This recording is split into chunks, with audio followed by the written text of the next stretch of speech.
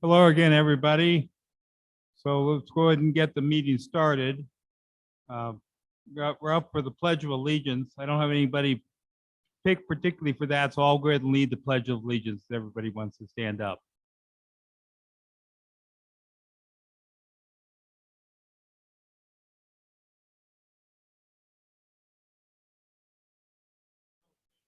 Thank you. Ready to begin.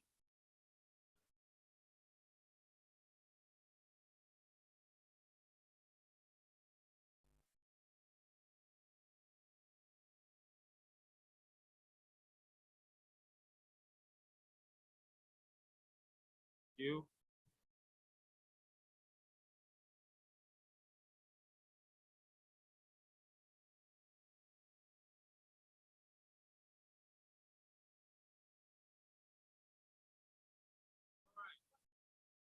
Try to do America's Beautiful as we go Stanford.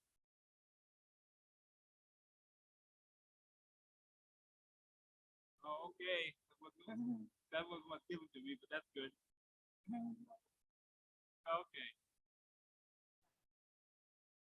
All right, I'm sorry, we're doing My Country 'Tis of Thee because that's what Donna was given and that's what I was given. So ignore those, but I bet you all know the words. My country 'tis of thee, sweet land of liberty, of thee I sing. Land where my fathers died, land of the Pilgrim's pride, from every mountainside, let freedom ring. Good job, guys.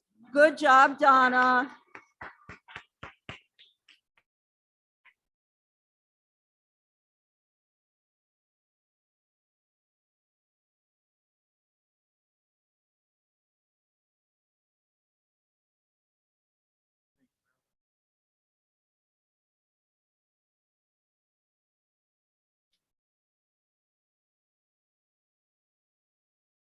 Please bow your heads if you're so inclined. As we gather here today, as members of Rotary, we pray that we are ever mindful of opportunities to render our service to fellow citizens and to our community, keeping in mind always the enduring values of life, directing our efforts in those areas and on those things often which future generations can build good confidence. Let us continue to attain to make this a better world.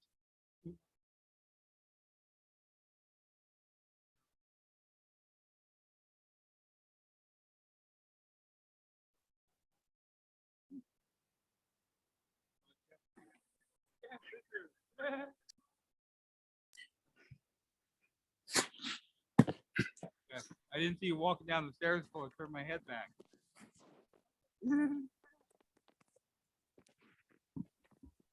Roy is going to be the death of me yet. Okay, we have no visiting Rotarians. Do we have any guests? Is that going to the picture of us? The mic?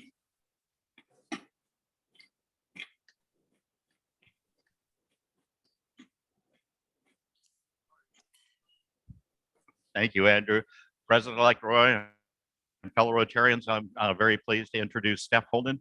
He's the manager of the American Legion and soon to be a speaker here. He's also a founding member of the Brothers of Six, which is a pretty exceptional organization in the community, and also co-chair of the upcoming Escondido Veterans Day Parade on November 13th. And might be a member sometime soon, but we're not sure if he'll pass the background check.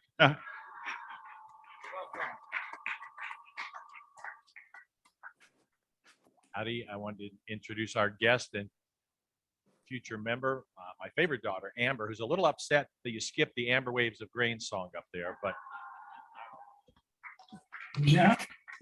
Amber, whoever Amber is. Okay.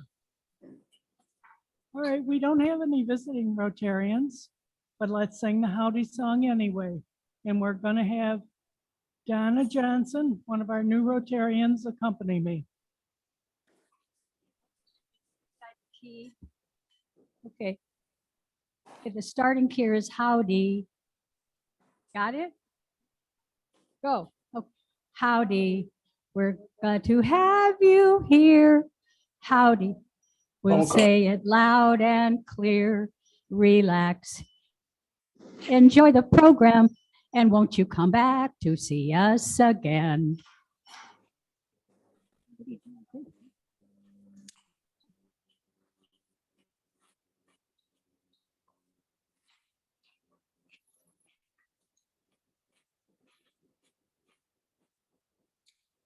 Member moments. I don't have anything. Does anybody else want to? Ron's not the meeting. Anything they know of that they want to share? So Roy, Buddy? yeah, Okay. Okay, we're gonna move on to the mystery member process. Randy, you ready to make your circulation around to the tables?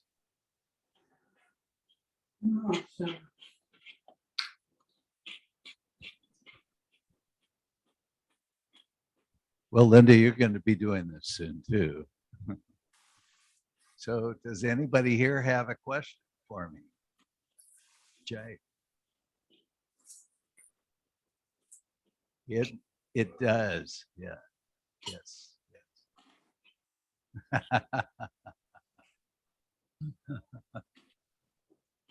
Sandy, wait a second.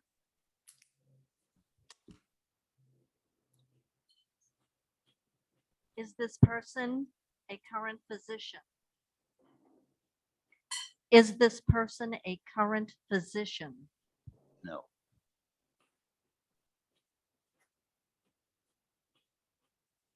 This person a past president of our club? Yes.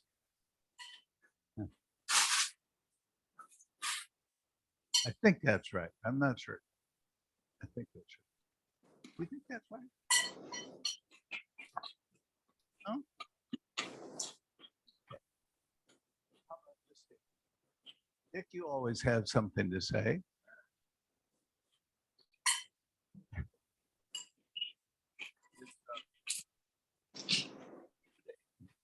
Oh, okay. All right. All right. I see. oh, hey, If you could go that way, I could go that for way. dinner tonight, chicken and a salad and some bread. No, that's it. Very little Well, bread. do we have anybody with the answer here? Show of hands. Does anybody know what's going on?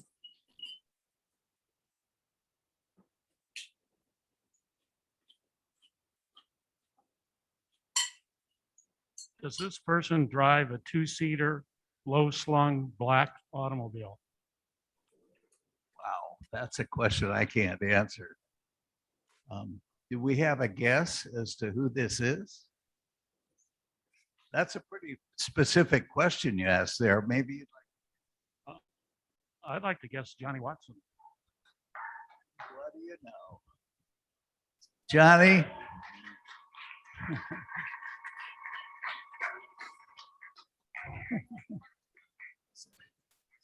Stand up, Johnny. All right. So Johnny, in your life, you must have had a certain event or events that changed the trajectory of your life. What do you think you would tell us all so that we could be as successful and robust as you are? Well, you'd probably have to marry my wife.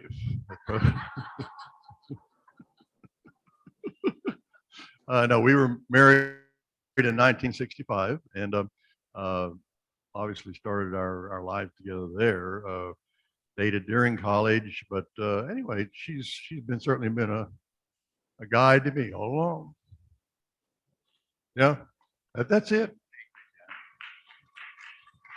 Back to you, Roy.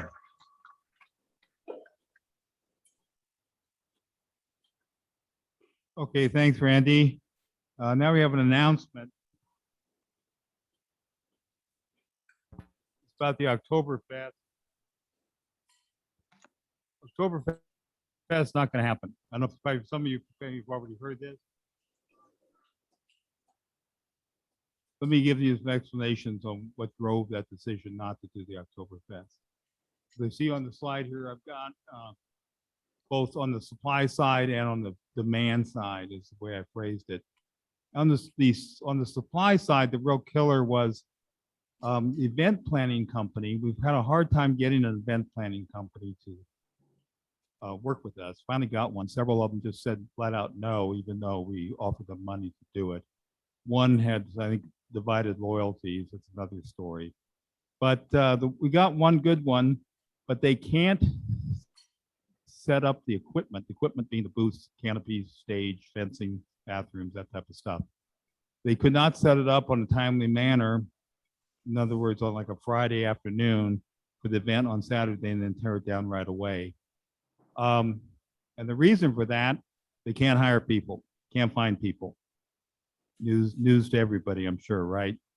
And so they wanted to set it up on Wednesday and not take it down till Monday. And of course, the city wouldn't agree to that. And I can understand the city's point of view altogether. Can't have vacant equipment out there for 4 or 5 days. Plus, the Rotary Club would have to pay for security around the clock to make sure nobody messed with it. So that was the big thing on the supply side. On the demand side, the financial success of this pivoted on how many tickets we could sell and how many people would come.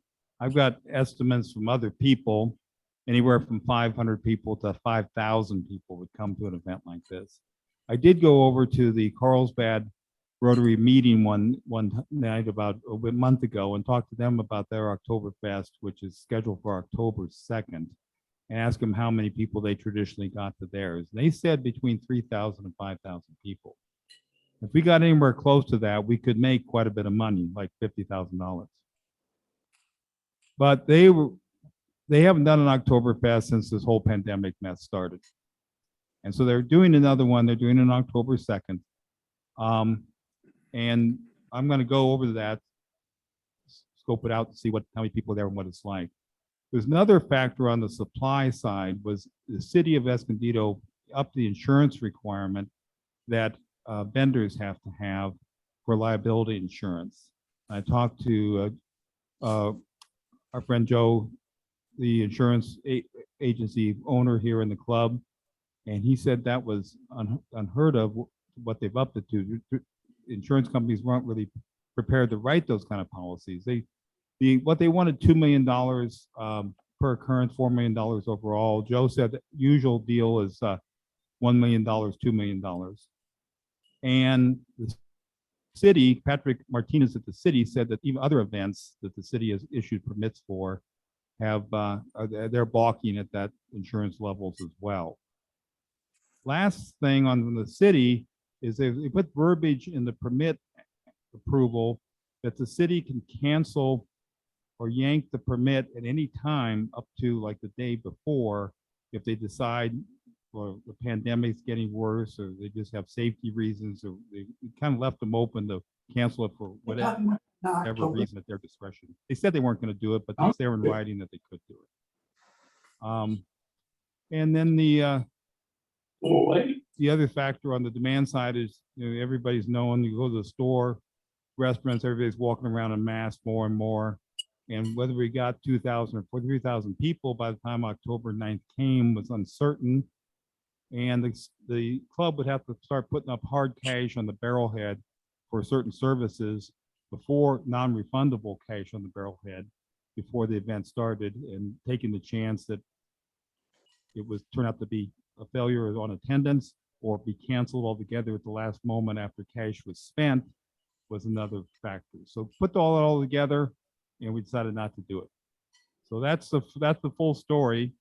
And I'll be happy to entertain any comments or questions anybody has, or if you don't want to do it here in the open forum, if you want to talk to me after the meeting, I'm glad to do that as well. Anybody have any comments? Yeah, back there.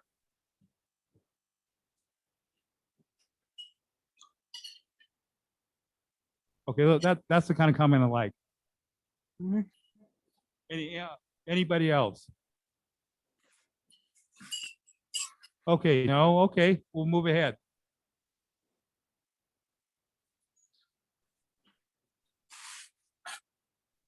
So There's a bunch of the numbers. usual slide of what's coming up next. Read that. The fun song. Nick Stoulis wrote a great fun song, and we were going to do it by video. However, my personal computer, Andrew informed me, is not configured to put audio out through the HDMI output cable that goes to the projector. So what we're going to do, I've got slides of the words, and the words are really, I think, well written, very, very good. So I'm going to put the words up on the screen, and I've got them here on paper as well, and I'll read them out loud.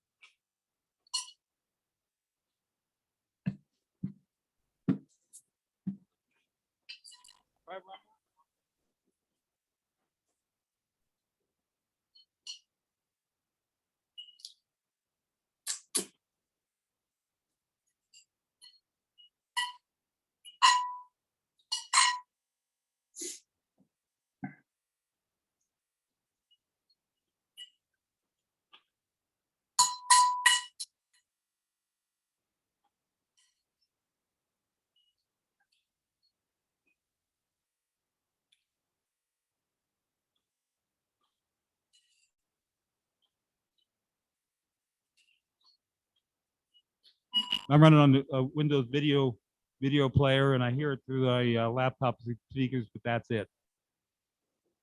To fix it.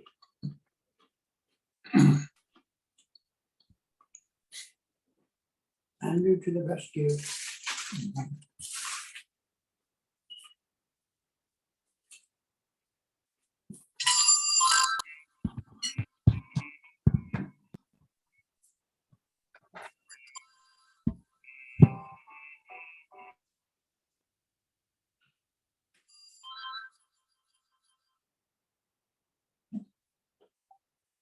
Hello?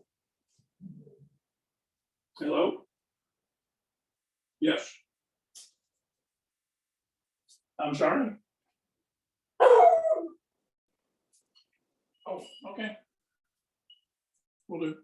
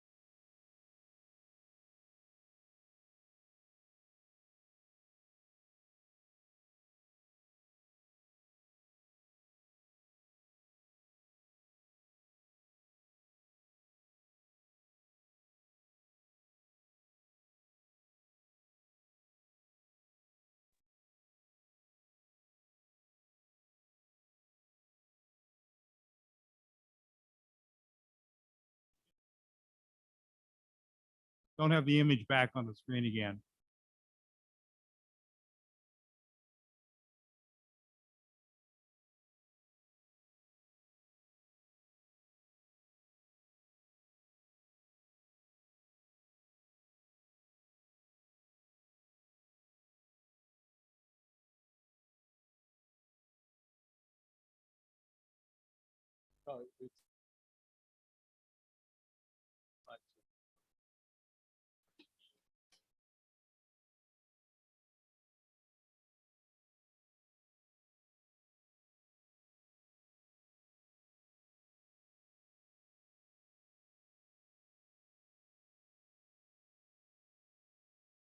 All right, so we're ready for our guest speaker, Dave Jones, and you'll be introduced by Doug Moyer here, and I'll turn the microphone on over to them.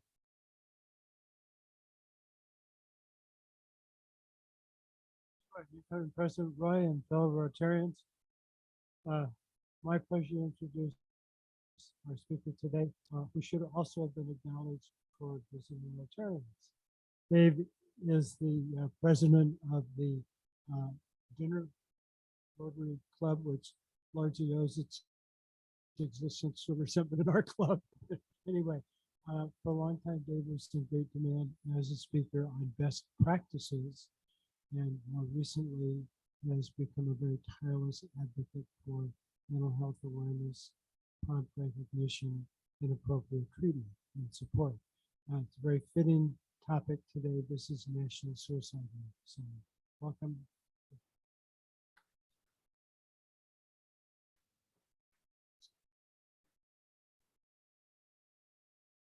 Plug it in.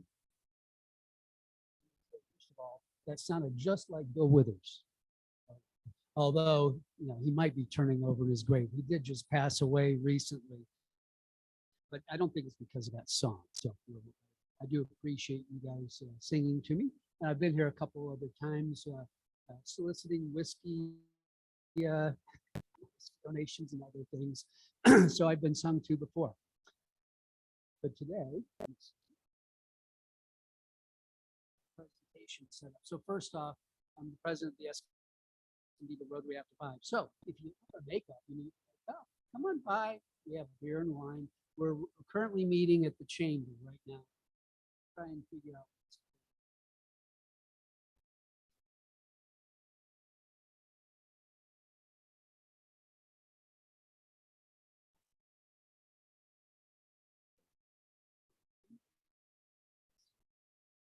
you may have to call in.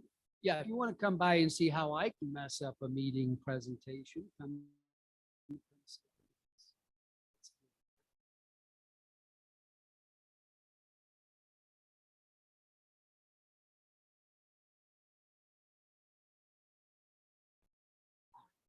We're in business. Okay, so it is Suicide Awareness Month. I guess Happy Suicide Awareness Month. I don't know whether that's appropriate. Let me get the speaker going right here. Is that too much for you guys? That's better? Okay, and I'll try and keep that. Every now and then remind me to speak into the mic. So I appreciate you guys having me. I do have targeted my speaking towards the victims and relatives of the #1 group of depressives, middle-aged white women, and the #1 group of attempted suicides, middle-aged white women, and the #1 group of deaths by suicide, middle-aged white men. So normally at a Rotary meeting, I'd find some of those out there. As I look out, I only see millennials and Gen Zs. Or maybe that's, I think I need cataract surgery. I think I'm getting to that point. So I do want to present my credentials to speak on mental health. I have none. I've got no academic or clinical letters that can provide my credibility. I do have a few key items that might provide some credence. A compelling personal story and some unique insights. How is that? Is that good? A compelling personal story and years of managing people, controlling outcomes and expectations. I did dye my hair for today's event, so dyed it gray, and threw on a suit jacket to help with credibility. Actually, I am a member of the Suicide Prevention Council for San Diego and also the San Diego Coalition for Mental Health. So this is an intense story, okay? And I encourage anyone who becomes too distressed, feel free to leave the meeting, get control, etc. I encourage anyone, if that happens, make sure you stay after. I will be the last one to lead this meeting. So feel free to join me. See how we're doing on our PowerPoint here. Next slide.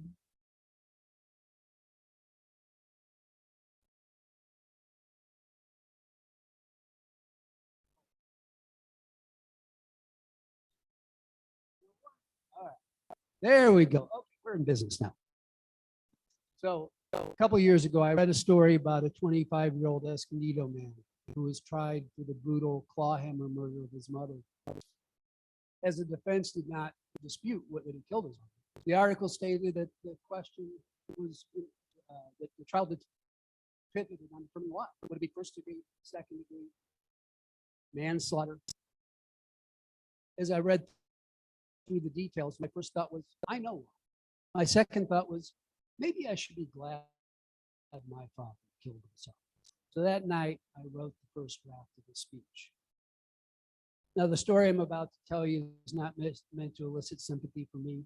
It's meant to give you a glimpse behind the curtain of the diseased mind. As I mentioned earlier, this may cause you some discomfort, but if it forces you to evaluate your understanding of mental health, then I won't apologize for it.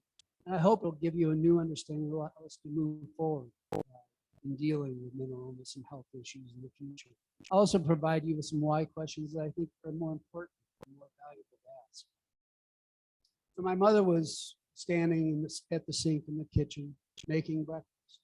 As she gazed out into the backyard, she might have been slightly frustrated that she'd broken one of the two over-easy eggs, one of the yolks of the two over-easy eggs in the pan. Waiting for the toast to pop out, she was brought back to the agenda for the day. My father had been hitting himself the previous night, and they had an appointment with his doctor at 9 a.m. She was likely worried that he'd have to be hospitalized again. That had been a difficult time with a new lump and concern over possible recurrence of her breast cancer. She hoped it wouldn't be necessary. At that moment, her skull was crushed by 20 and she died. I never asked why. My grandfather, my father's father, was brilliant. He was one of 10 children from a small coal mining town in Pennsylvania, but he was able to excel in medical school, first in his class, till he quit just before graduation. He was able to excel in law school, top 5 in his class, till he quit just before graduation.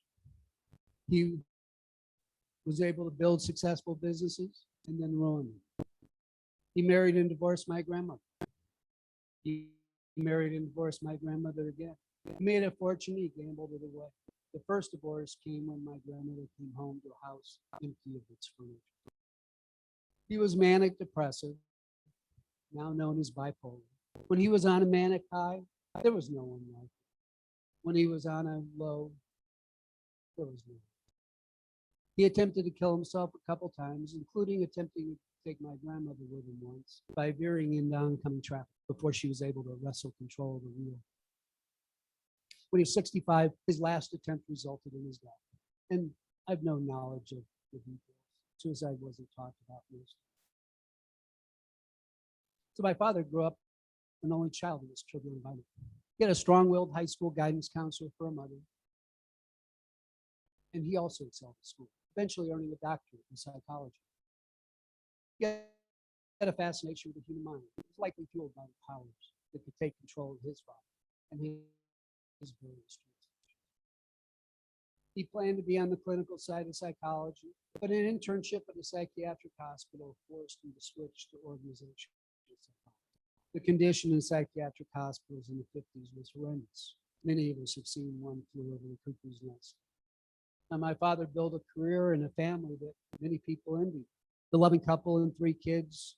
There were no secrets behind the curtain. We were the perfect family. except for maybe my hair and suit choice.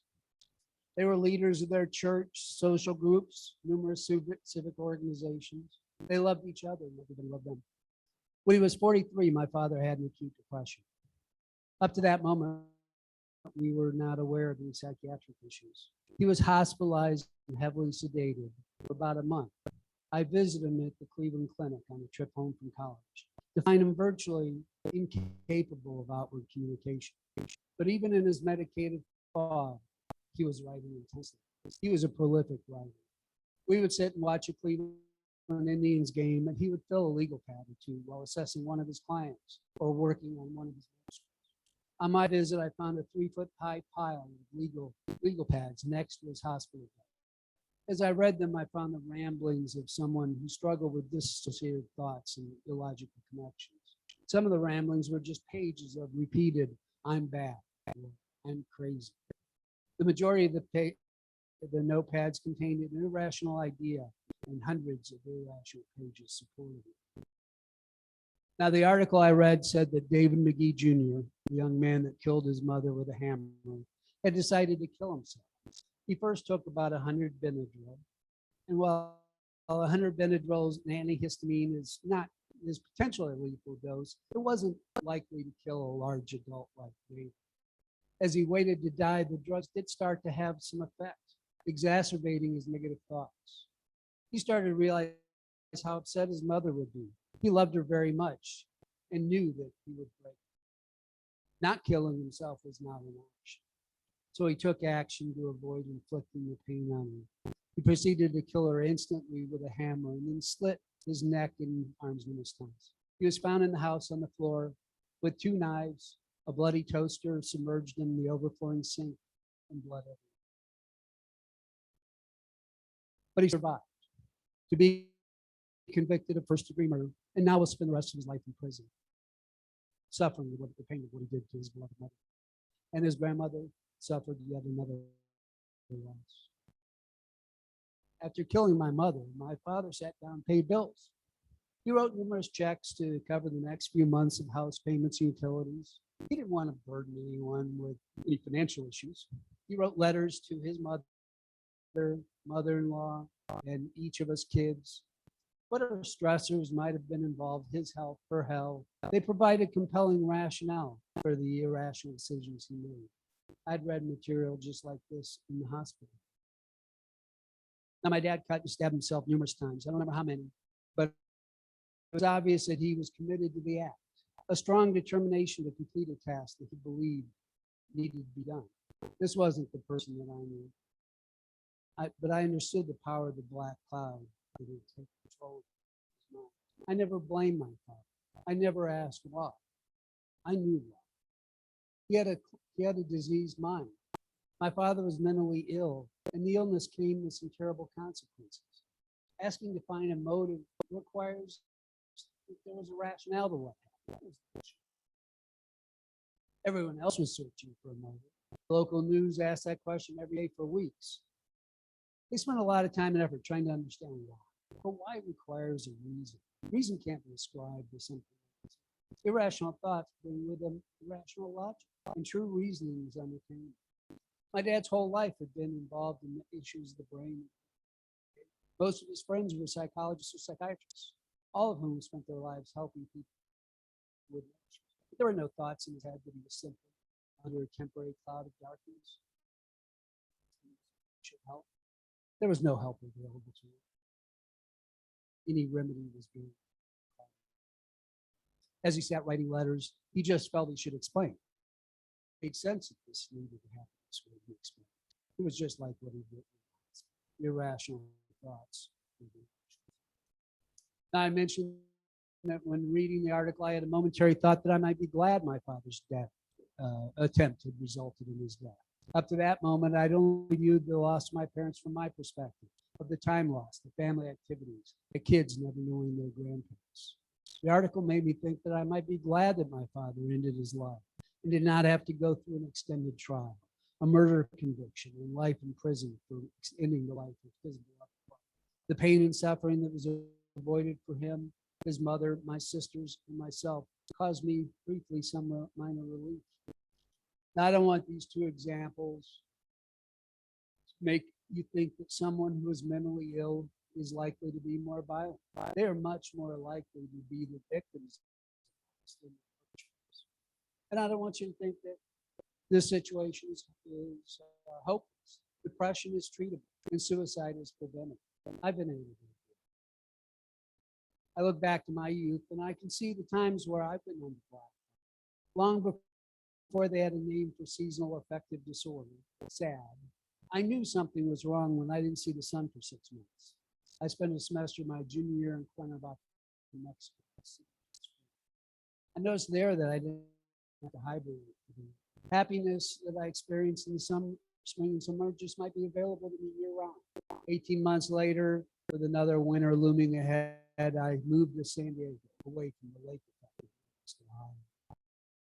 Now, clouds don't cause sad or depression, but rain, snow, sleet, slush do discourage healthy outdoor activity. I decided I'd rather die of overexposure to sunshine than the lack of sunshine. San Diego, vitamin D, an active and moderately healthy lifestyle. Good friends and family saved me. 2019, almost 1.4 million of people attempted suicide. 47,511 of them died. And some of them took other lives with them. My objective with this presentation is to get you to ask some different things. Next time you see the news and they want you to encourage you to sit why, I hope you'll ask one of the following. Why are 50% of the prisoners warehoused in the U.S. suffering from mental illness? Why are there 10 times as many mentally ill people in prison? Why can't we eliminate the stigma? Now, most people will experience a mental illness.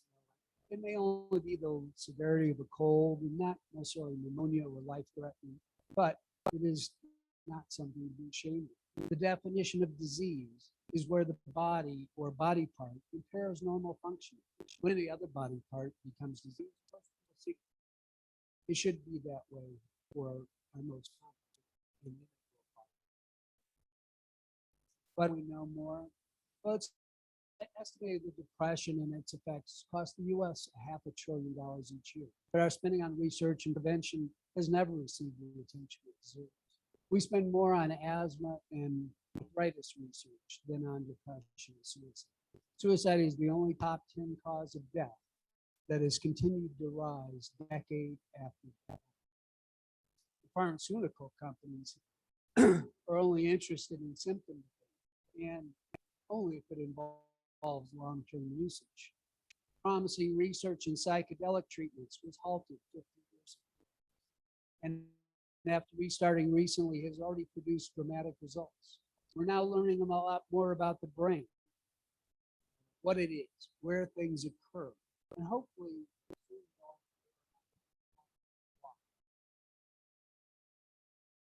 why do we hold on to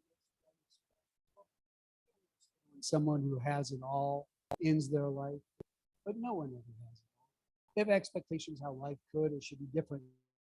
It can take away from their happiness.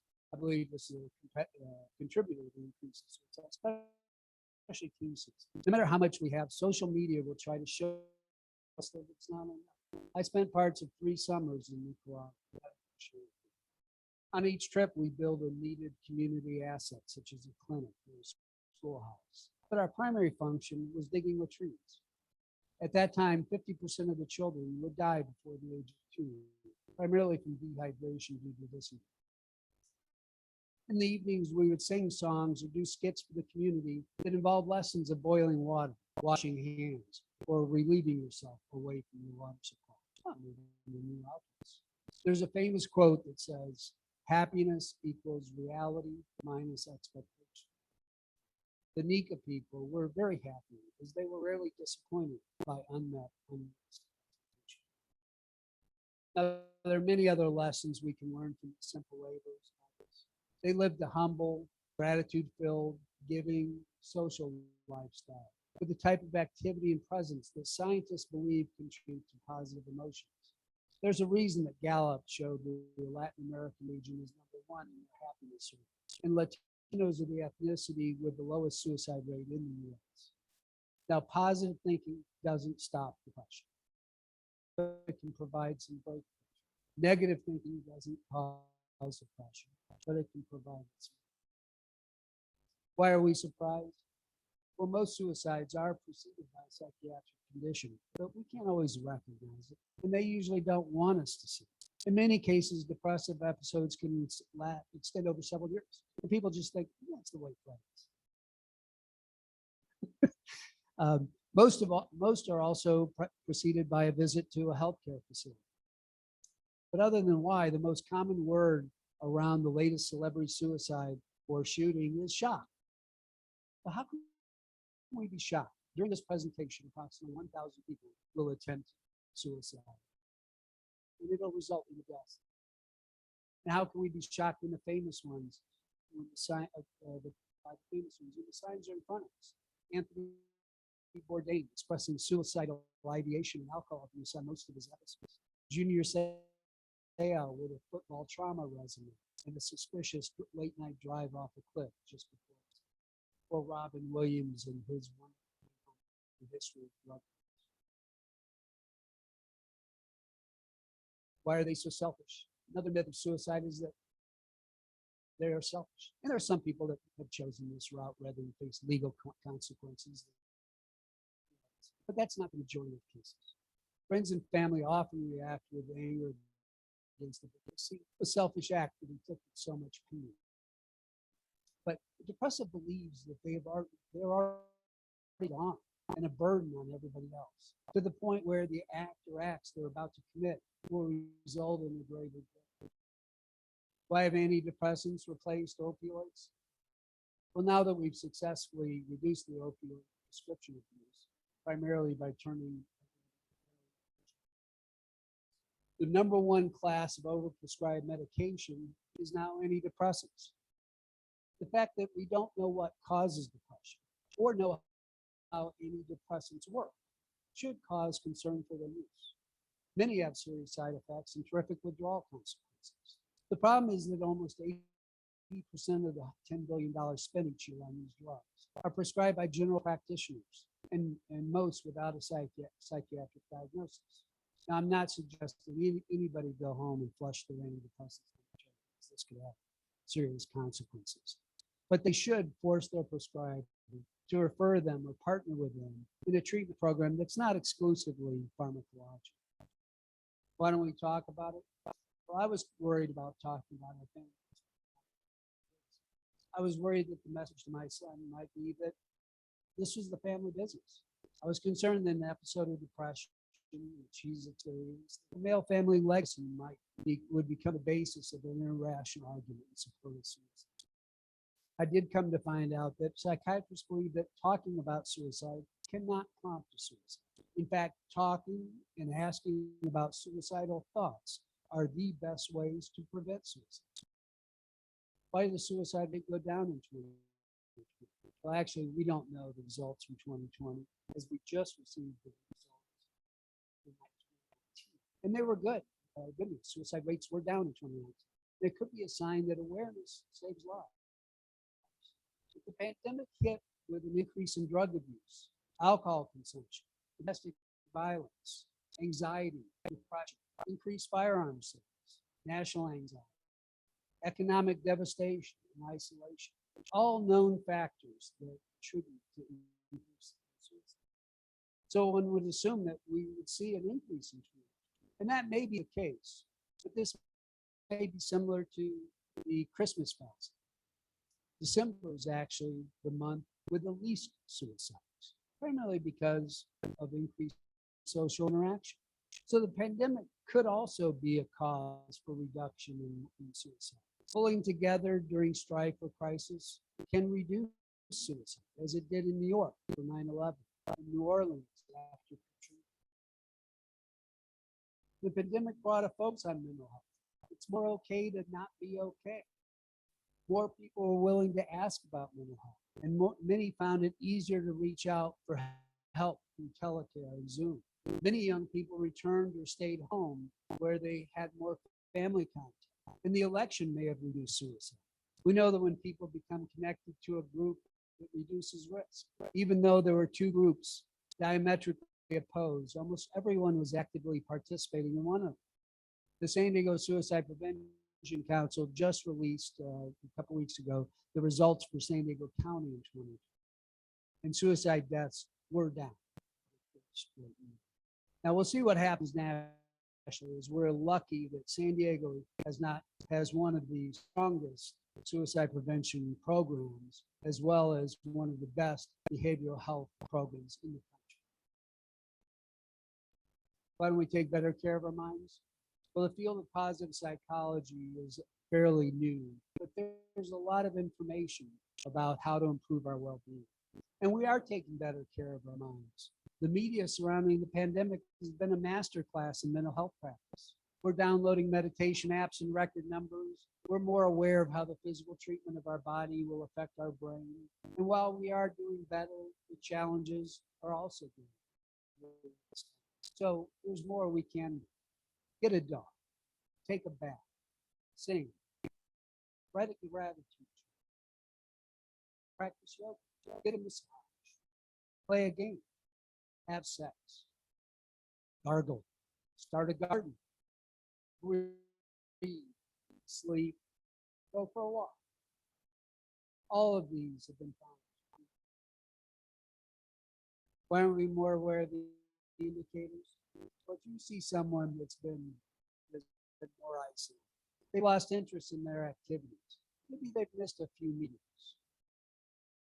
They're more easily emotionally distressed, especially if they're dealing with unbearable pain, stressful life events, abusing substances, or like me, then you need to talk to them. We can get to zero. Why don't we do more? Well, means we take action. So 70% of those that attempt suicide will not make a second attempt. So I'm sure medications are safe. More than half of deaths by suicide are with guns. That's why most attempted suicides are by women. Most deaths by suicide are by men. Deaths occur in 90% of the attempts by gun, but only 4% of the attempts by other means. Our Suicide Prevention Council has successfully distributed trigger laws with suicide hotline information to the local gun stores. We know that every second between someone's decision to take it and their access to lethal means. So there's something else you can do. When you think about mental illness, I want you to think about cancer. Cancer of the mind. We wouldn't judge someone negatively for contracting colon cancer. We wouldn't want our insurance to stop paying for cancer treatments after a few visits. We wouldn't tell someone with cancer to just get over it or think that the cancer would go away without treatment. We can change the attitude towards mental health, and we will start to provide the right support. If those suffering can talk about their issues or seek treatment without the fear of being seen as weak, inferior, or a disappointment, then we can heal. Hopefully, I'll be able to read the paper in the future less often. Now, at this point, my father might have served enough time to have been released from prison. While I've been spared the struggles that might have gone with our age, we will always have their vibrant 49-year-old ages. Ultimately, I wish that the negative, rational thinking that consumed my father had not resulted in this. If only they'd made it to that.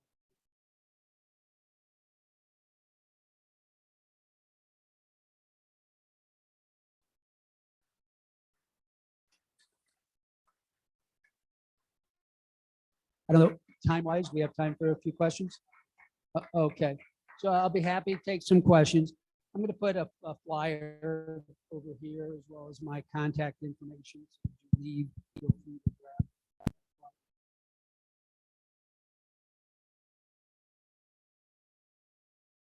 Any questions? Yeah.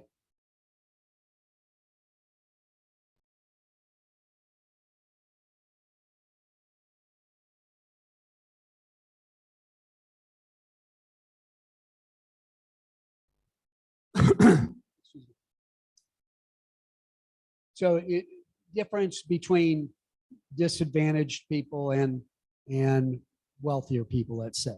Okay. Well, first off, the number one group is middle-aged white men. Okay. So we would assume that they're one of the least disadvantaged populations there are. But naturally, trauma, we know that trauma and childhood trauma is a contributor to mental illness. And so naturally, people that are more impoverished, that have grown up, with, maybe not both parents, et cetera, all that contributes towards mental health instability. At the same time, again, again, during this pandemic, depression has gone up fivefold. Okay, acute depression episodes, anxiety, it's gone up fivefold, but may not see the suicide rate go up. So again, just because someone has a depression gets locked in to this continuous negative thought loop doesn't necessarily mean they're going to end their life. We're going to attempt to end their life. So, as to where and who and what, I mean, it's pretty much spread throughout the population as far as from wealthy to impoverished. Again, stressful life events are something that contributes. And so naturally, if you're wealthier, live in a nicer neighborhood, you're not getting robbed, you're not getting mugged, those things are probably less likely to be potential triggers. Question? Yes. Yeah, I was just wondering if Asperger's or some other behavioral abnormality contributes or protects against suicide. I haven't seen any real studies on that situation. When we talk about contributors and people's thought process. So, with Asperger's and the other degrees of the spectrum, there is something that's going on. They are more internal, sort of isolated, but I don't think we've seen any dramatic signs that suicide is a problem. I've never heard of any correlation. I want to thank you from the bottom of my heart for this, because September 15th, 2017, I lost my 14-year-old granddaughter to depression. And the stigma, to be able to get rid of the stigma that my son and daughter-in-law have experienced from people who have said comments that shouldn't be said. I just really, really, really appreciate this talk. Thank you. You're welcome. I'm sorry for your loss. And if they're local, we have one of the best post-vention. One thing about suicide is that when and there, one of the triggers, or it's called triggers anymore because it's bad. One of the indicators, one of the things that help increase suicide is having a family member that committed suicide. So there is post-vention service is very important with regard to suicide. And San Diego has one of the best post-vention groups called Survivors of Suicide Loss, SOSLSD.org. So, I encourage, and it's something that, I try and, for myself, I've never, I've dealt mine by just talking to people, 30 years ago, people, nobody wanted to listen to me, but I would tell them the same thing I would tell you now. The good news is people want to hear it now. 30 years ago, they'd be like, oh, yeah, I really don't want to hear about your family and murder and suicide and all that stuff. So I appreciate that people are interested in learning a little bit more of it. But again, post-vention, Survivors of Suicide Loss, very important organization in San Diego County. Yes.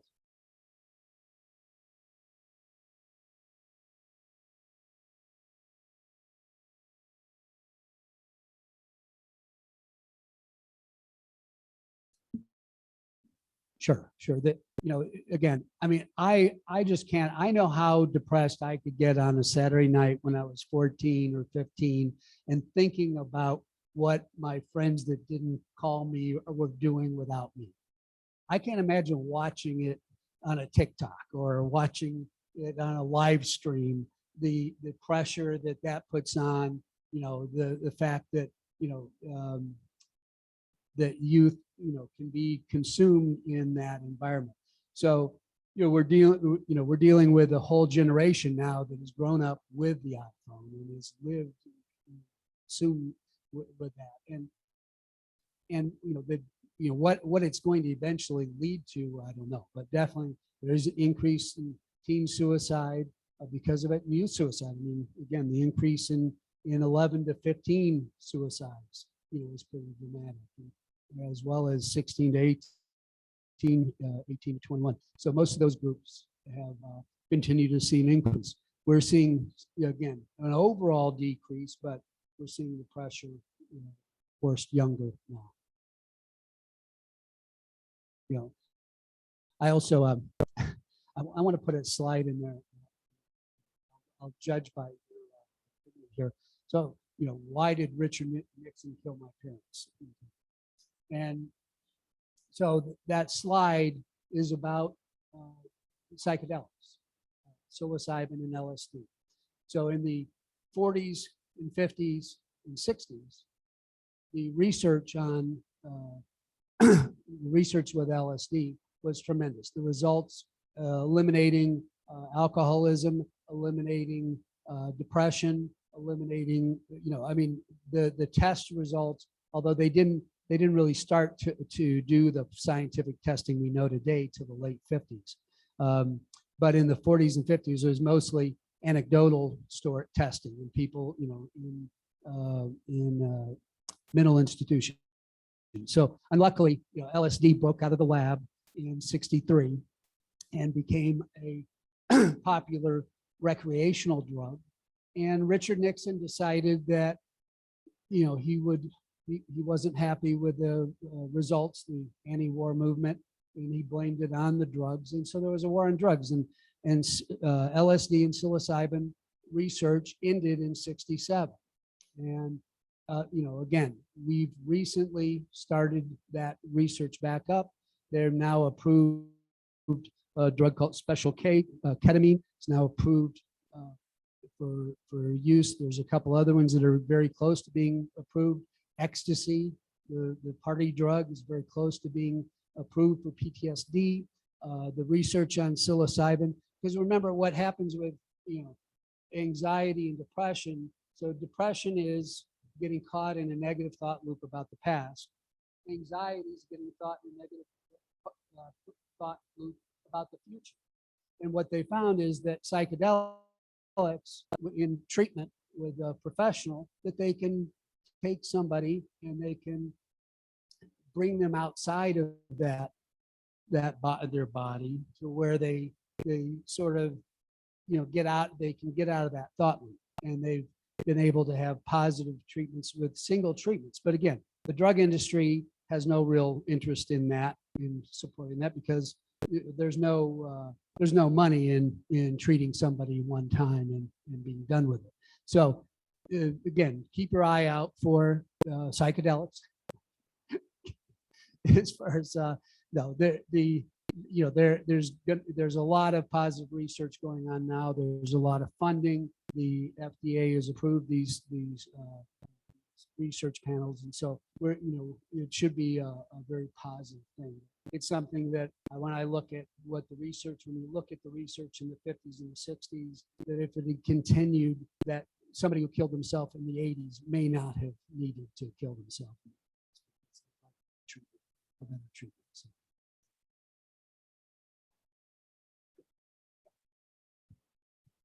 You talk about hereditary link in suicide propensity. You know, I think the Ernest Hemingway family is a classic example of that, right? I know cancer has a hereditary link, and then medical professionals are on alert to watch for that with people who have a hereditary link. Is medical profession on alert with history of suicide in the family?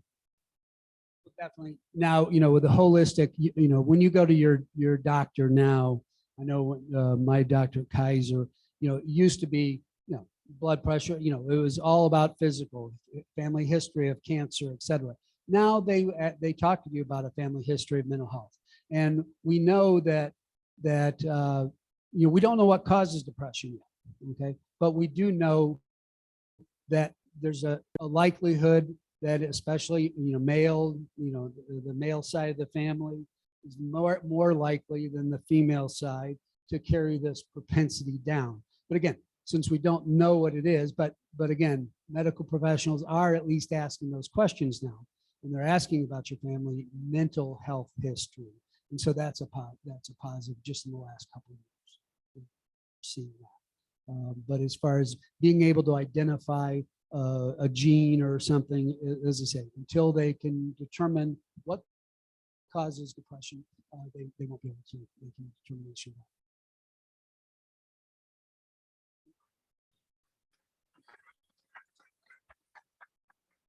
All right.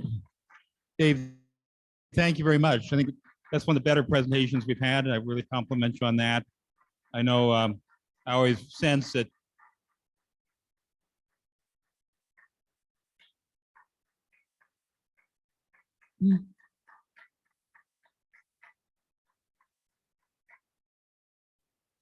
I always sense that the number of questions that are provoked from a presentation is a good indicator of the interest, and yours was great. Thank you very much.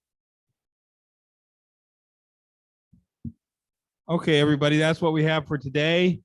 Thanks for coming, everybody, and we'll see you next week. Thanks.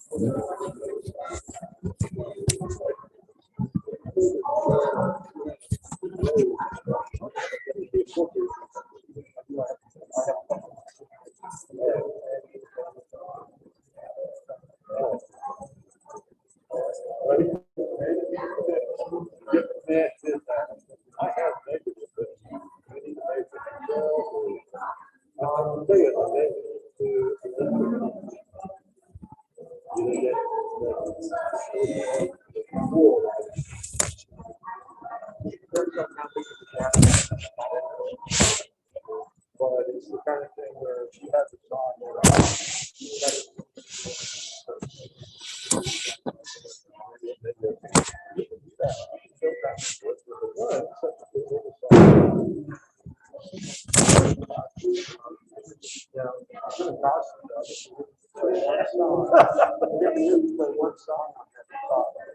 She wants to see if she can know what that meant.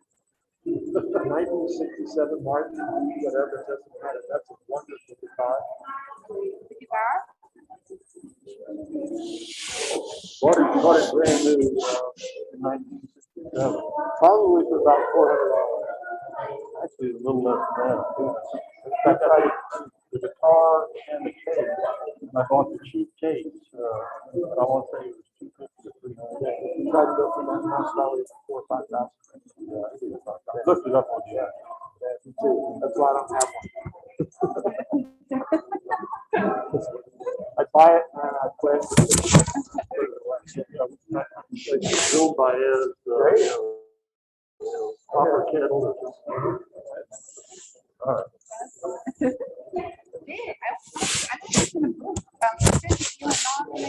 Community service committee and zoning. Why did you decide to do that? Okay, tell me that again. So in the book, The the other, roster? yeah, yeah, the new one. You're not in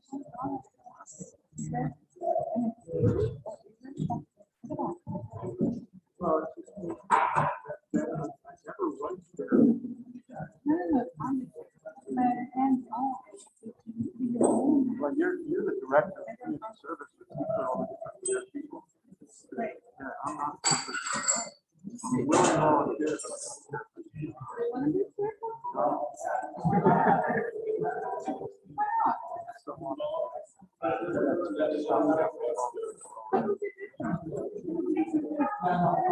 But when we help her in charge of it, they can.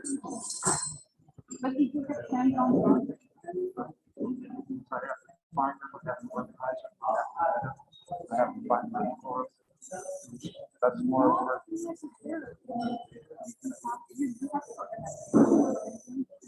No, that's what I'm saying. I don't want to start. Ask me something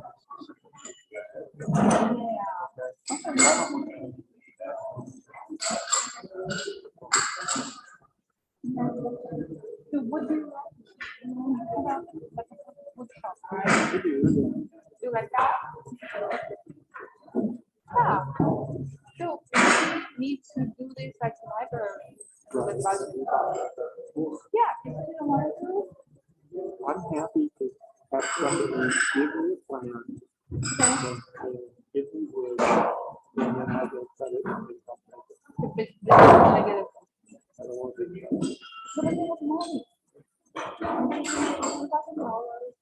No. I don't know the kind of thing. I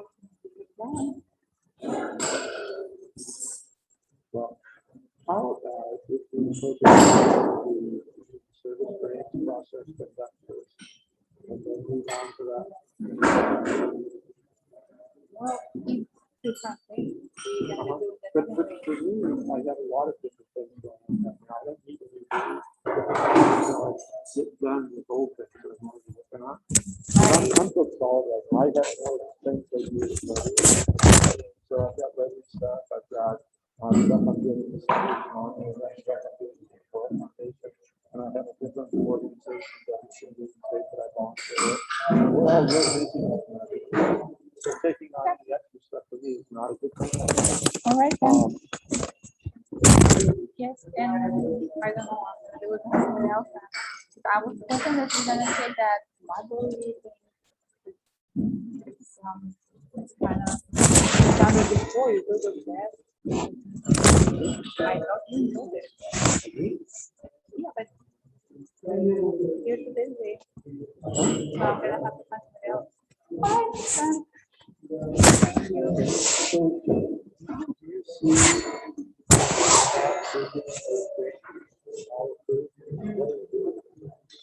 yeah, I mean, it's not big problem. Well, it's a matter of finishing up the process. It's just a matter of like discussing further and come to some kind of like an average. You know, I don't think it's gonna be but Well, it's just no timeline.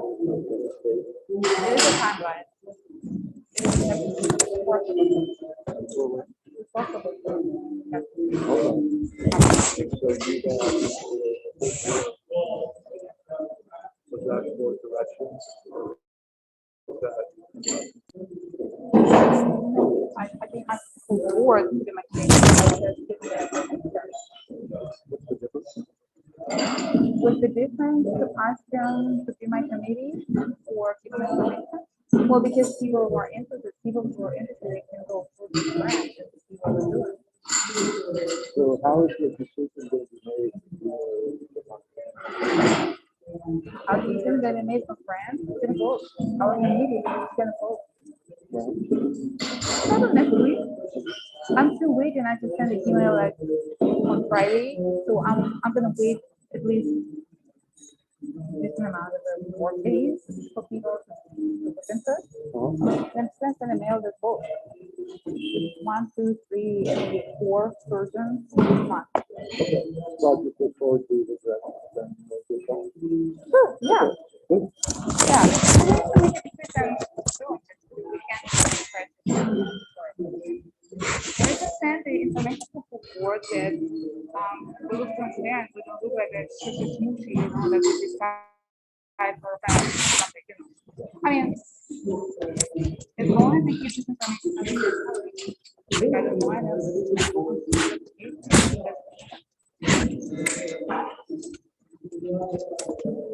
What do you think? How would you do it? I would do it the way that I put it in that that proposal was Right. I don't remember the details of it, But you send in your recommendation, right? So wonderful, it's gonna be in a column. So my proposal, my first proposal, your proposal.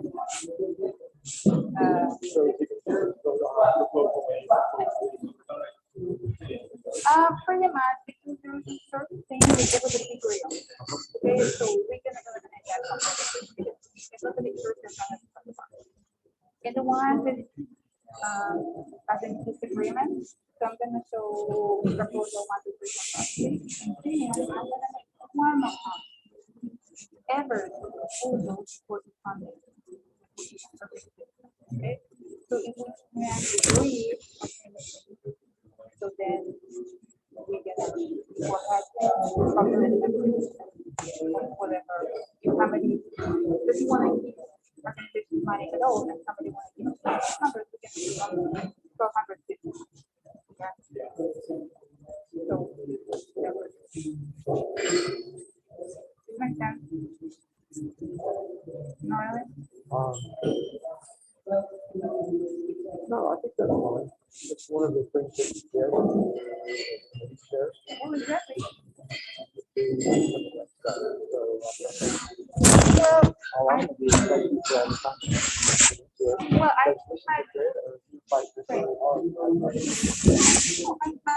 I think my role is the moderator in this. I don't know. I have my own opinion and so on, but no, I'm not gonna put my whole business my way. No. So I'm just gonna put everybody together and make sure everybody. I cannot make everybody happy, but I can make everybody happy. You know, so there's the proposal. People look at it, they like it, they work for it, they like it. Right? Okay.